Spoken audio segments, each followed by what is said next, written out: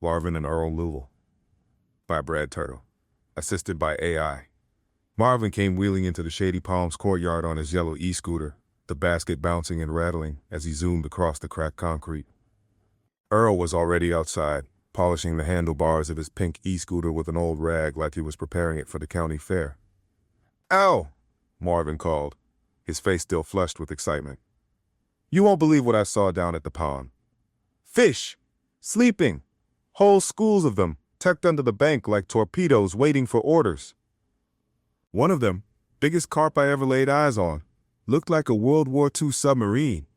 Earl paused, then squinted and tossed his rag in the basket. He leaned on the scooter like he was about to deliver a sermon. "Marv, you don't know what you stumbled onto. Back when I was a young buck running the rivers in South Carolina and Georgia, we didn't fool with rods and reels. No, sir. We noodled." Marvin raised an eyebrow. "You what?" Earl puffed up, clearly proud to show off his superior experience. "You stick your bare hand in a hole under the bank where the catfish bed down. Slide your arm along them real gentle-like, always from the tail up. Start at the head and the fish will wake right up and he's out of there. But tail to head, you sneak up on him. Now, some of those cats were so big, some over 90 pounds, that they'd swallow you up to the elbow and drag you straight into the river. Happened more than once. Boys used to say the real test of a man was whether he came back up with the fish or the fish came back up with him." Marvin shuddered. "You're telling me you just let a fish eat your arm?" "Eat? No. Grip. They bite down like a vice and you hang on for dear life. Trick is, in a river, fish sleep facing upstream. So, you always work against the current. That way you hit the tail first. But," Earl waved his finger like a schoolteacher, "your pond ain't got no current. How are you supposed to know where to start?" Marvin's grin spread like butter on hot cornbread. "That's where my new camera comes in." Marvin showed Earl his underwater fishing camera with the 4.3-inch high-definition display screen and 5,000 milliamp-hour lithium battery, 100 feet of cable, and 12 LED/infrared lights for boat or lake kayak or ice fishing. Earl burst with 89-year-old geezer excitement. That afternoon, Marvin's yellow e-scooter and Earl's pink e-scooter hummed side by side down the road toward the pond. Marvin's basket held the fish camera and his empty milk jug. Earl's held a battered plastic 5-gallon bucket, already half filled with pond water he'd scooped up earlier. "You really think you're going to bring back supper in that bucket?" Marvin asked. "Carp don't need much water," Earl said, though the bucket already looked ridiculous and made driving difficult, rattling around the basket with water sloshing out the top. At the pond, Marvin marched straight out to the shore, lowered the camera beneath the milk jug, and sent it floating along the bank. The crowd of retirees who always seemed to be hanging around the pond, Krebs with his tally counter, Manuel telling his fish stories to a newcomer while stretching his arms the usual 25 inches, drifted over to watch. "Found one," Marvin shouted. On the little screen, a carp glistened like a silver-bronze torpedo under the shattered bank. The crowd oohed. Earl leaned forward, whispering, "That ain't the one. Move on." Marvin drifted further down the bank, finding another, and another. Each fish bigger than the last. Earl shook his head. "Not yet, not yet. We're after the granddaddy of them all. We're looking for the Carp King." Finally, Marvin's voice cracked with excitement. There he is." On the screen, a glistening gargantuan shadow loomed larger than the 4.3-inch display could show.